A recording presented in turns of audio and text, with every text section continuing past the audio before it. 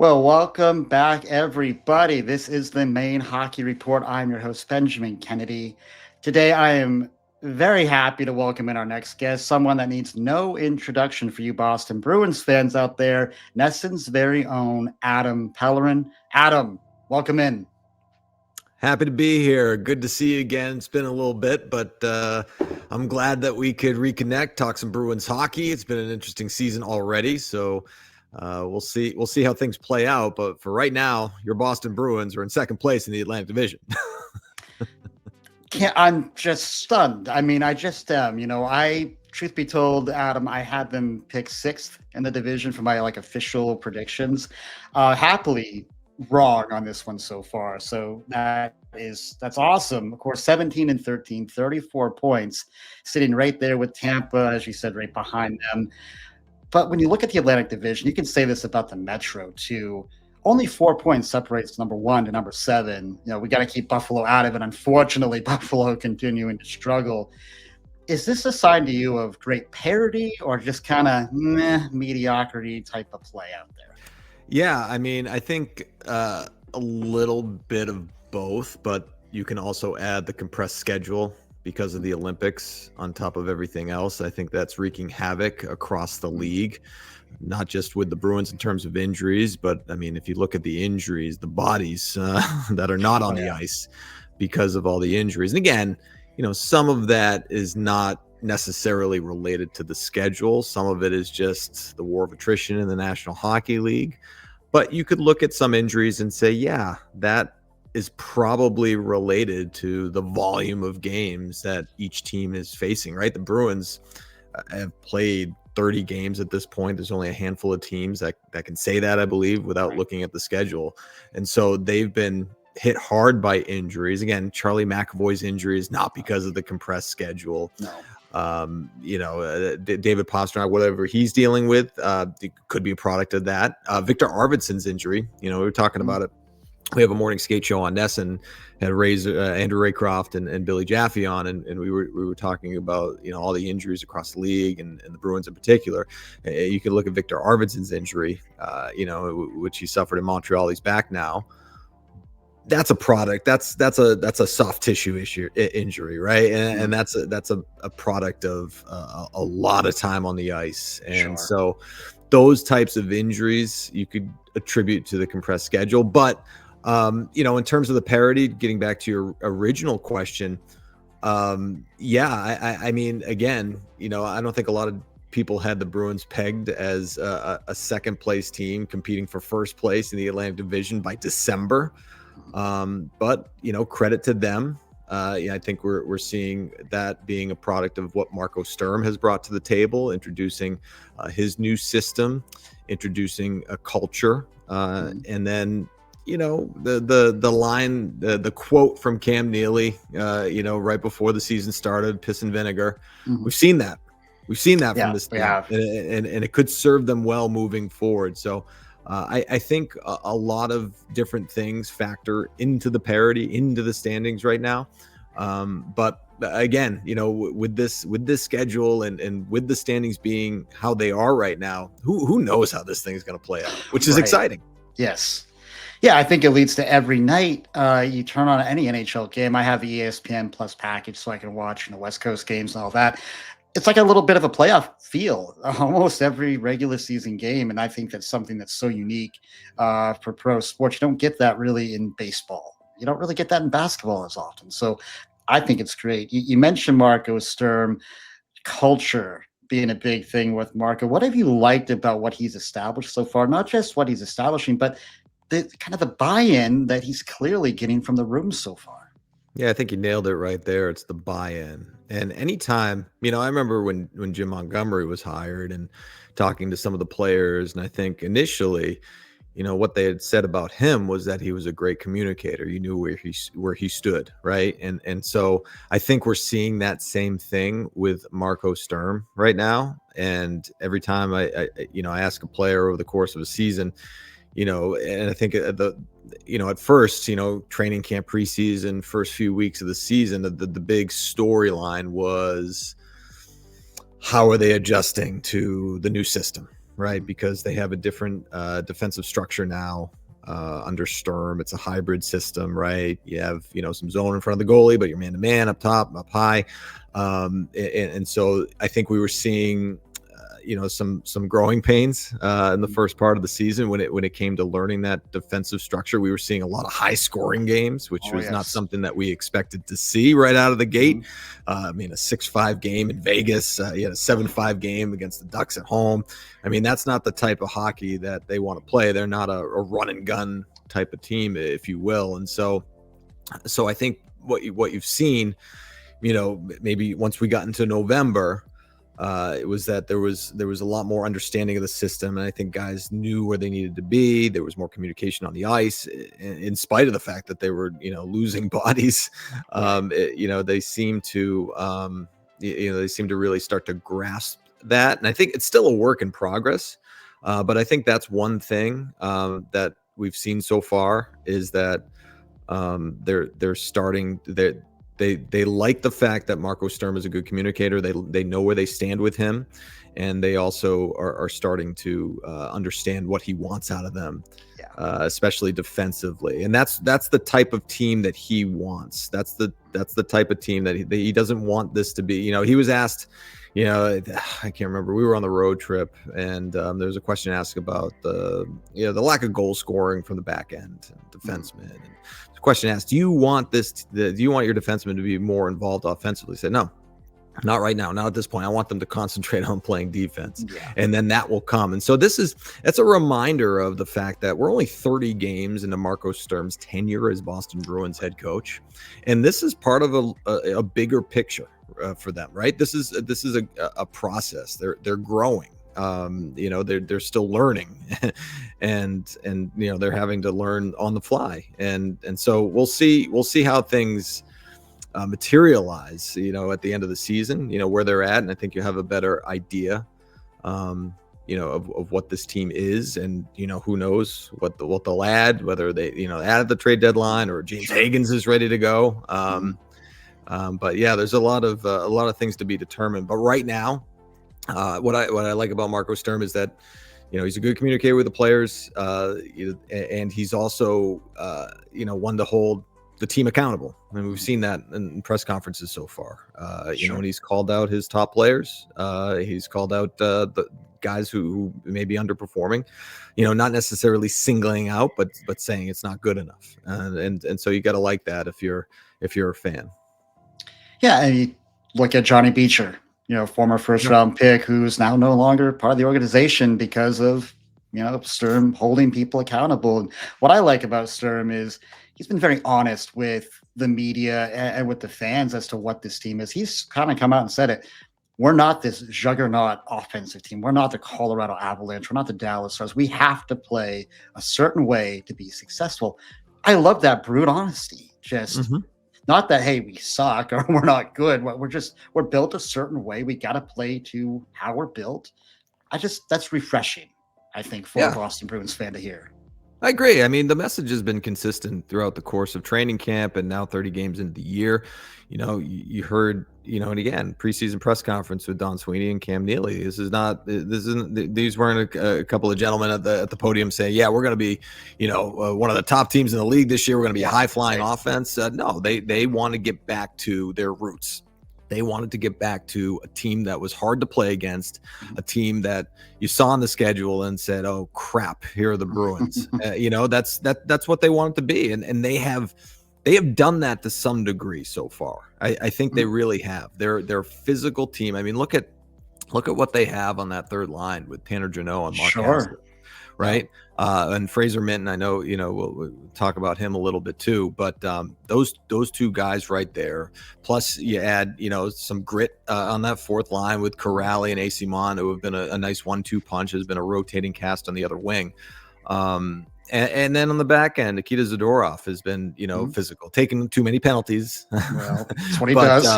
Yeah, it was what he does. But he has been a stabilizing presence on the back end with the injuries to McAvoy, and he had the early season injury to Hampus Lindholm as well. So yeah, I think, you go back to what you said about Marco Sturm and the honesty with the media about what his team is. Well, that's the same message he's communicating to them in the room as well. right? So that's who he wants them to be, and we've seen growth in that department.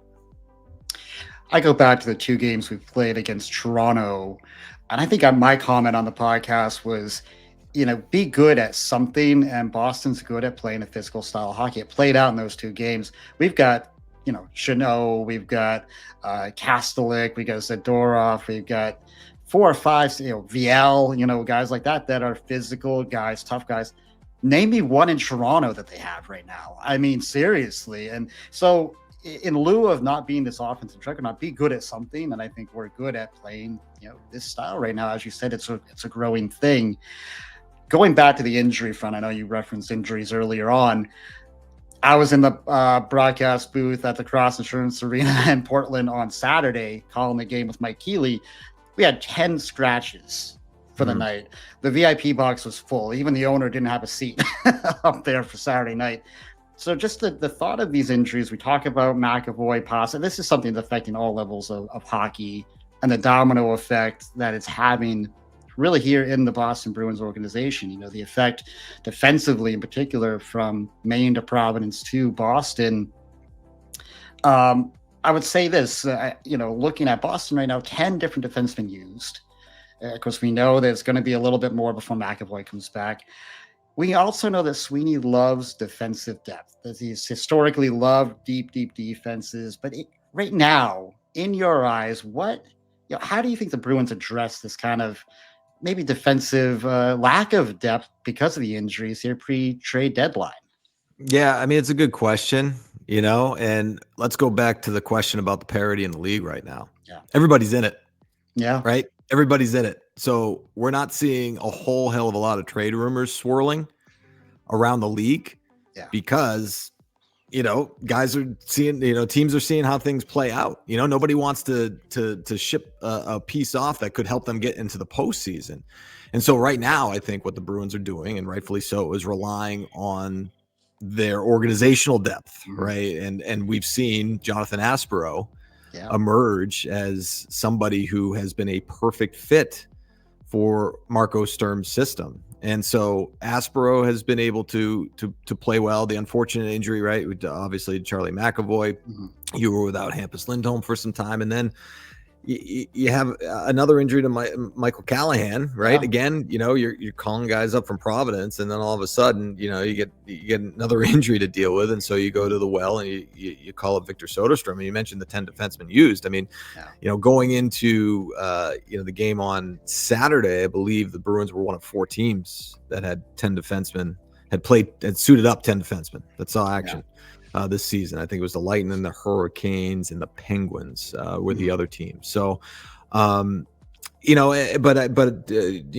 to your question about addressing the defensive depth, how does Don Sweeney do that? Well, it is going to be interesting to see, when McAvoy comes back. I think I'm going back to last November, and I'm thinking about Hampus Lindholm's injury in St. Louis. Yes. And, we thought we would see him on the ice again during the season, and he got back on the ice and he was skating and he was practicing and then he was done. And I remember Don Sweeney saying, if I had known the injury was going to be as complicated as it was, I would have traded for a defenseman earlier in the year. And so you sort of remember those words. Now, different type of injury to Lindholm. There's surgery involved, and I'm not saying McAvoy won't be ready to go. I think he will be. I think it's different, but that's something to, that could be in the back of his mind too. It's like, hey, you know what? Maybe I should get ahead of this year, pull the trigger on an earlier deal, address some of that depth. And I didn't even mention Jordan Harris. Sure. Remember Jordan Harris? He's on the team. Lost him early too. So they've really been hit with the injury bug. And so, we'll see. We're December 8th today. Yep. The trade deadline is still 3 months away.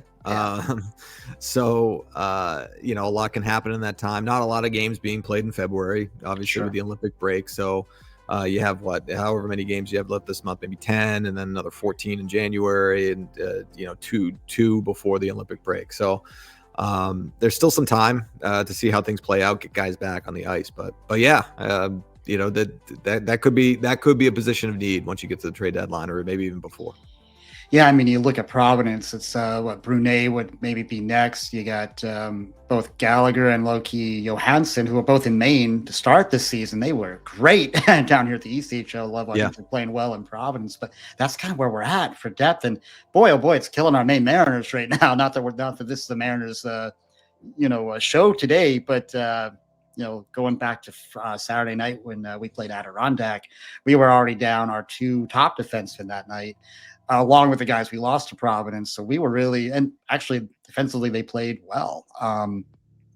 We've got, I don't know how much you know about Rick Kowalsky, our head coach down there, former National League assistant there in New Jersey, was with Bridgeport last year. Been phenomenal in terms of player development. So hopefully that will help spurn guys up like a Loki Johansson, like a Gallagher to get to Providence to hopefully be ready, because man, we might need him in Boston sooner than we know. Yeah, so no question. Yeah, organizational depth, obviously very important. We've seen great story. I mean, I think of Justin Brazeau, right? And sure. What a great story playing for the Mariners, and then emerging as a valuable piece for the Bruins a couple of years ago, sure. Right? I mean, when we were last having this discussion, we were talking about the last time we had seen each other and had a podcast together a couple of years ago. I know Justin Brazeau was not on our radar on the season preview, right? No, he wasn't. Season. So you never know. You never know. No, it's awesome to see guys like that emerge, really earning his spot. Talking about a surprise for me this year with the Bruins, the offense right now averaging 3.13 goals per game. I think they're 11th right now in the league in terms of goals per game. Better than expected, especially given the injuries to the top six, in your opinion? Absolutely. Yeah. I don't think anybody had them pegged, in the top. I mean, what do you say, 11th right now in the National Hockey League? Yeah, I mean, and the last time I looked, they weren't too far behind the top 10. I mean, but a fraction, a hundredth of a percentage point, whatever it was. I didn't expect that. Obviously, Morgan Geekie has just been, on another level. So that's a factor. We've seen. That second line for the Bruins has really been productive too when healthy together. Mm-hmm. And Pavel Zacha centering Casey Middlestat, moving over to the wing for Middlestat has been huge. Oh, absolutely. We've seen his offensive game grow tremendously. He's been great along the wall. Marco Sturm says he might be his best player on the wall, which certainly says something. And then Victor Arvidsson on the other side, before that injury in Montreal, he had 4 goals in 7 games, and he scored obviously notched his 400th point last week. So that, and then Pavel Zacha had the 3-point game, a couple of goals as well last week. So and Middlestat scored on Saturday against Devils, right? So that second line has been really productive. The first line, obviously, but I think one of the keys there, their overall goals per game numbers is the power play. Yeah, we're going to talk about that here in a minute too. Yeah. I mean, that's been huge. Special teams play has been huge for them. So I think what we've seen, is that they've gotten scoring up and down their lineup. I know you look at Geekie and say, 22 goals, right? Obviously, that's a big part of it. David Pastrnak, didn't even mention him because he's got 11, I believe, at this point. Something like that. So no, I mean it's been unexpected, but it's been a pleasant surprise for sure. Talk about the second line. That was a huge question coming into the season because, Middlestat on his third team in 2 years, Pavel Zacha, all the trade rumors, and Arvidsson, we know he's a good veteran guy, but first year in the system, really didn't know what we were going to have. And as you said, it's been a real pleasant surprise. And that's just good coaching, right? Marco seeing Middlestat, putting him to the wing, simplifying the game for him, found money, in my opinion. That's been great. Been great. Does Geekie hit 50 this year? Do you think he hits 50 goals? Is he a 50-goal guy? Come on. David Pastrnak thinks he is. David Pastrnak said that exact thing. He said, I've been telling him he could score 50 in this league. At this point, I would have said no a couple weeks ago, but now that we're up to 22, not even halfway through the year, I love it. I mean, come on. I mean, and there's room for growth there too. And that's something that Marco Sturm was asked. It's like, I mean, he's got a great shot, obviously. Hardest shot in the league this year. A couple of shots over 100 miles per hour. The one-timer is it's just incredible shot. I mean, Pasternak's like, that's better than mine, which is like, that says something, right? That's high praise. But no, I think he can do it. I mean, I really do. And again, like some of the goals, he had his hand-eye is something that they've also talked about as well. Being in front of the net, tip-ins, an area where he can prove, but because he's got great hand-eye coordination, which they cite, as his, baseball background.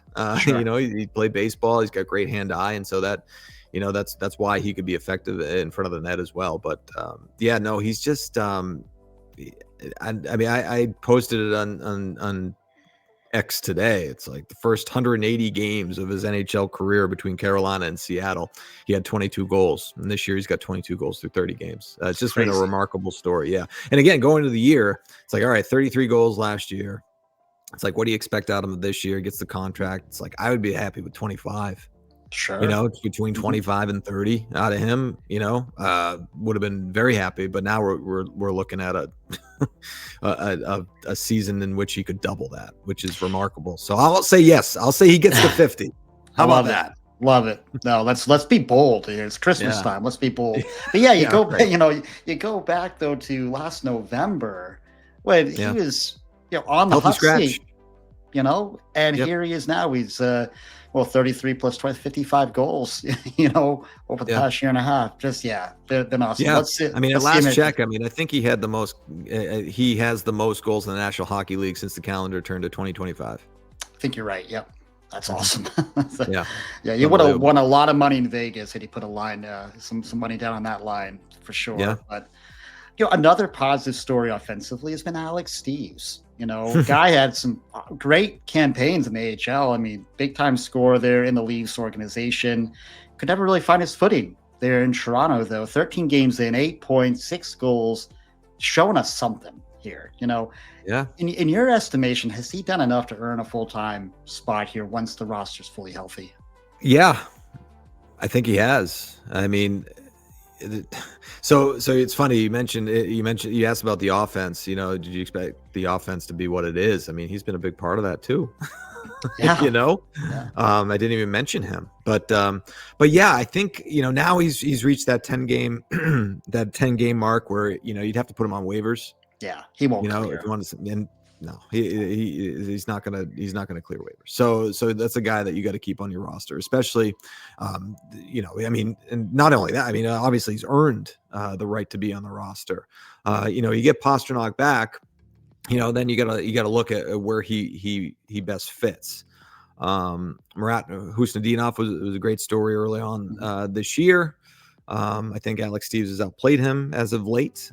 They're different players. I understand that, but I think and Steves himself, excuse me, is not only it's not only the goal scoring, but it's the fact that he's a great penalty killer as well. He's emerged in that regard, and so he's earning minutes based on his overall play. So. I mean, I mentioned Morgan Geekie, the 180 games and parts of 4 seasons. Well, parts of 4 seasons with the Maple Leafs, I believe he only played 14 games. Is that right? Yeah, it wasn't a lot. It was. Yeah, very scattered. Yeah. This guy he celebrates his 26th birthday this week, actually, and now sometimes it takes a little bit longer, for guys to find their groove.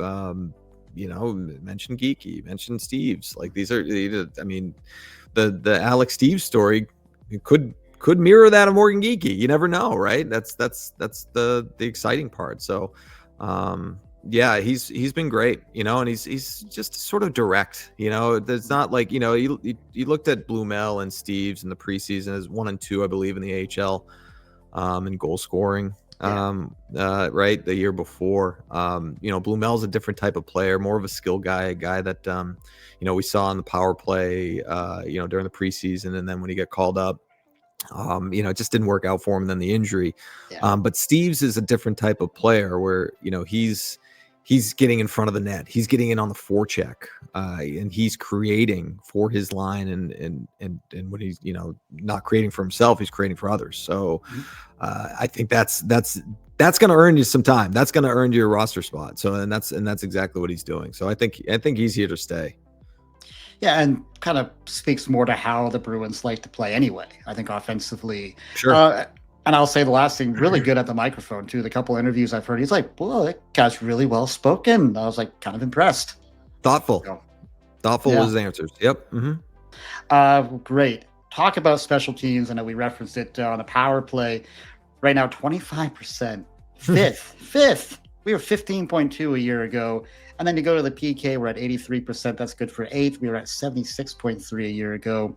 Listen, Adam, we knew that when Steve Spott was hired to be part of Sturm's staff, that he was a good coach. He was a good special teams coach. But, man, did we really expect this sort of turnaround? Because this has been not just in numbers, but the eye test, Adam, will tell you this looks different. Yeah, it does. It does. It's been huge for their success early this season, and it's been huge for those offensive numbers as well. And it's not just David Pastrnak as the threat, right? It's more geeky, right? So now you got two legitimate threats on that power play. But even with Pastrnak out, they found a way to get it done as well. So yeah, I mean, had a conversation with Steve Spott about it, and basically it's just like, it sounds simple. It's just like, all right, getting shots, to the net, from the top of the umbrella, and puck retrieval, and that's pretty much what they've been doing. It's just it's been impressive and surprising. And again, even with the injuries, and McAvoy. Obviously quarterbacking that first power play unit, he gets hurt and Lindholm steps in, and then you get Pastrnak hurt and you get other guys to step in and take up the role. But yeah, they just found a way to get it done. It's been a huge part of their success so far this year. The entries have been so much cleaner, entering the ozone with speed and just not predictable, or not as predictable as they were a year ago. So that's been a real pleasure. You see the delay, right? You see the delay entry a lot last year that just didn't work, and so they sort of got away from that, I believe, for the most part. Not to say that they don't do it, but it's not every single time, right? No. So they've been able to gain entry with speed, like you said, and really get into their structure at that point. Yeah, a lot of good surprises here this year. It's been great. I'd say another surprise, we're going to talk a little bit Nikita Zadorov. No, we know last year was a bit of a wash. It was a wash for so many Bruins players. So I'm not really, Adam, surprised that he's looking more effective out there on the ice this year. But from a cultural perspective, it feels like his voice is really kind of becoming big for this group. He's had the A on his sweater a couple of times. How surprised should we be about this kind of leadership emergence from Zadorov? Yeah, well, I'll go back to the fact that they don't have a captain, right? So they don't have a Patrice Bergeron, Zdeno Chara, Brad Marchand title in the room. So it's a leadership group by committee at this point, with Charlie McAvoy and David Pastrnak obviously as the two most senior members of the team. But with that said, you also have to rely on other players as well. And I know that Marco Sturm has referenced Victor Arvidsson and Tanner Jeannot because he has familiarity with his time with the Kings organization as being leaders, in terms of, showing guys how the system works, the familiarity with Marco Sturm and coaching style, whatever. Nikita Zadorov is one of the veterans in the room, right? He's got a lot of NHL experience along with Elias Lindholm, but Zadorov is one who is a little bit more vocal, a little bit, you see him, in his interviews with the media, even the other night, talking about the beer chugging on at the Celtics game, right? He's got personality. And so he stands out a little bit more. And I think, so you have the leadership in terms of experience, in terms of getting in front of the media, but in terms of being on the ice, they've needed that on the back end with all the injuries, and we've seen that. And he's the guy. He is a guy who holds opposing players accountable on the ice too, right? And so that's very important. And so I think all of those elements combined, help with that perception of him being this leader, right? And this presence in the room and on the ice, and they've needed that. They've absolutely needed that. And that has been, not, I wouldn't say, you asked if I was surprised. I'm not surprised. Especially, and you mentioned it, the first year, not only, with the fact that, you're a free agent coming into a new team, new organization, new city. But there's expectations attached to that with the contract. And then when things went sideways for the Bruins last year, it's a disjointed finish to the year. And so you don't really get a good feel of, if this guy's necessarily, a right fit or not. And I think the same could be said for Elias Lindholm, right? He had the big deal as well, and he was dealing with an injury on top of everything else. So year two, I think we've seen improvement from both players. Lindholm had the injury, missed some time, but Zadorov, has been a lot better. And I think that's part of the reason too. Yeah, I love seeing just that physicality on him. He's a little bit of a comic out there too. I'm remembering one play where he like punched a guy and then kind of leaned up on the post of the goal of the net, like, well, nothing to see here. It's like, it's a little bit of a comic. I like that. Yeah. No, he's a character.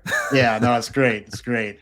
Another character on this team and another guy needing a bounce back, Jeremy Swayman in net, 2.7 goals against, a .913 save percentage. And when you look at Money Puck, I'm not huge on all the, expected stats, but this was one that stood out. He's third in the NHL for goals saved above expected, according to Money Puck right now. Has he bounced all the way back in your eyes? And what do you think so far? Yeah, it's funny. I looked up that same stat and the goals above expected, and I think it was second before, one of the outings. What was it? Where were we? Detroit. In Detroit. I think that's when when he got pulled in the third period. Right. I think going into that game, he was second in goals saved above expected. But it's been a huge bounce back for Jeremy Swayman, and they've needed it too, right? We talk about the special teams and the penalty kill being good. Well, goaltending is a big reason why it's been good.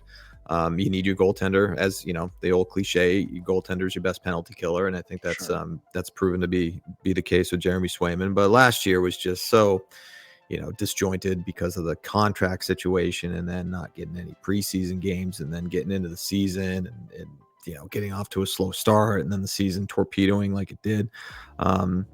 It was a really, really tough year for him. And I think that, he took that personally and went to work in the off season and had a regular training camp, regular preseason, and it shows. It shows on the ice. And so I think, that's why, it's funny, the first month of the season, we saw sort of an more even split with Korpisalo. And then once November came around, and now we're into December, Swayman is getting the bulk of the time because, Sturm said going into that matchup against the Red Wings that I mentioned that didn't go well, he said, I have no choice. I have to leave him in. He's playing too well right now. So he's been great. They need him to be great because this team, needs the goaltending to be what it is, and it needs to be great. Defensively, they need to be great, and special teams need to be good. And all those things have happened so far for the most part. Certainly an improvement from last year in all of those categories, and that's why they are where they are in the standings. A big reason why, that is a big reason why. Yeah, you can talk about the injuries across the league, talk about the parity, compressed schedule, all that stuff, but those other things have been pretty good, and that's what they need it to be. So, Bruins fans, as you know, you're very close to to this team, obviously to the fan base. Some Bruins fans just love to harp on Sweeney and Neely. And hey, I've been guilty of it too. I'm not going to lie, but we've got to give Don Sweeney some credit. Going back to that Brandon Carlo trade with Toronto a year ago, I mean, he just completely took their lunch money, getting Mitten, the first round pick, the fourth round pick. I think that fourth rounder turned into that Swedish defenseman. I just think completely housed Toronto on that one. But looking at Mitten, we haven't talked him yet.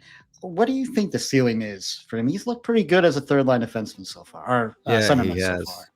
Yeah, he has. He has. When we saw him last year after the trade, when he got called up, you could see right away that he was different for a player of that age, in terms of his hockey IQ and, and seeing him on the ice. And I remember, hearing Brick say this over and over again. It's just like he's in the right spot. He knows where to be.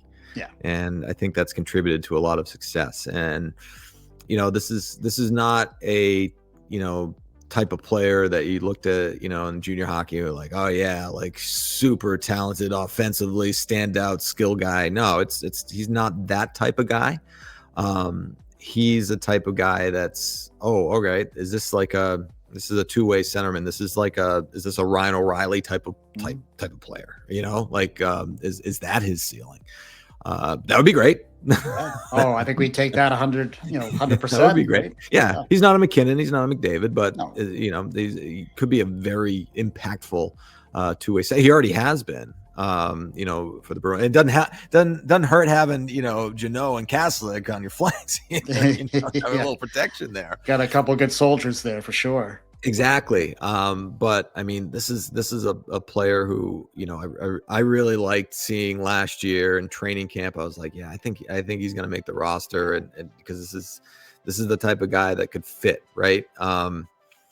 And he has so far. I don't know what his ceiling is. Hopefully it's it's high. I think it can be. Marco Sturm has certainly been, impressed with him. And you go back to the trade, the Bruins absolutely won that trade. You get a first round pick coming too, which is crazy. I think it's top 5 protected. But you get a first round pick in this upcoming draft, and Brandon Carlo. But don't get me wrong, I love Brandon Carlo. Really solid stay-at-home defenseman for the Bruins. Had some unfortunate injuries and concussions when he was here, but a really solid defenseman. Dealing, with a lower body injury now, but and also could be on the trade block. If you read some of the reports, which is just kind of crazy to think about.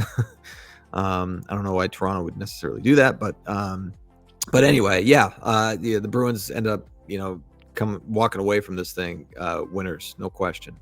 Well, Adam, thank you for the time today. Before I let you go, I do have a couple more personal type questions for you. Of course, as we know, you get to travel with the team. Part of your role with NESN, you travel with the team. You get to visit all these different cities. What is your favorite city in the NHL to visit, and why?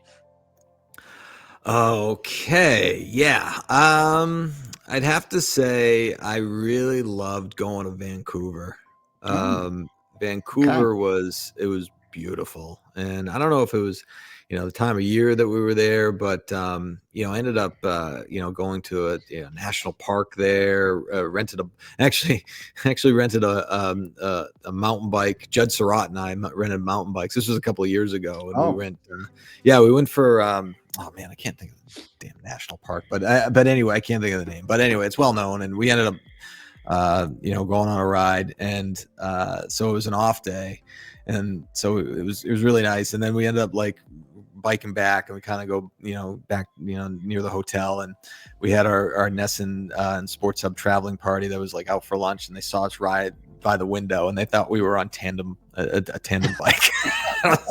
Tandem bike. What are you talking about? So that's been a running joke for a couple of years. Yeah. But yeah, that's a beautiful city for sure. And I like going, to, Montreal and Toronto, right. And, part of that is just the rivalry, and the intensity of that. But Vancouver is absolutely gorgeous. Just gorgeous. Awesome. I've never been. Yeah, it's high on my list of NHL cities I want to visit. Last one for you. Of course, some of us Mainers up here, we do remember you work here in our great city of Portland. We do claim you as one of our own, by the way. You are a Mainer. We'll give you the That's fine, title man. of Mainer. We'll give that to you. But yeah, just share some of those memories from way back when you were here in Portland, and some of maybe the fun times you had up here. A lot of fun times up in Portland, in studio and out of studio. For sure. Love the old port as a kid in his, early to mid 20s. That was a good time. But yeah, no, in terms of, invaluable learning experience up there. That was my first on-air job. Got to work with the great David, who is, one of the best human beings around. No, not just in the business, but just in general. Just he's just the man. I had a great time. The thing that was great about Portland and Maine, and you obviously know this well, is the fact that you're still like in New England. You're still covering Boston sports, but there's a heavy concentration on local teams, right? Whether that be local college, high school teams. When I was up there, it was Portland Pirates and the Lewiston Maniacs, that were playing at the Coliseum, and then obviously the Black Bears as well. I also got to cover the local racing circuit, going up to Oxford. Oh right, yeah, sure. And doing that thing, and we had a weekly segment called Monday Thunder, where we would cover a local racing story. And at the time, Ricky Craven was a big big name, big name up there. And so and I heard the Beechridge closed down too, which was kind of sad. We did some stories there as well. So yeah, a lot of great memories up there, and I got to do a lot of different things, which was really cool, and try to visit at least once a year for sure. Awesome. Well, Adam, once again, thank you so much for doing this. It's been an absolute delight to talk to you today. Cannot thank you enough for this. Absolutely. Thanks for having me. Always a pleasure. All right. Everybody, thank you so much for watching and listening today. Your continued support here on this YouTube channel absolutely means the world to me. Those like and subscribe buttons also helpful too. So please hit those on the way out. And until next time, everyone, be kind, show love, and God bless.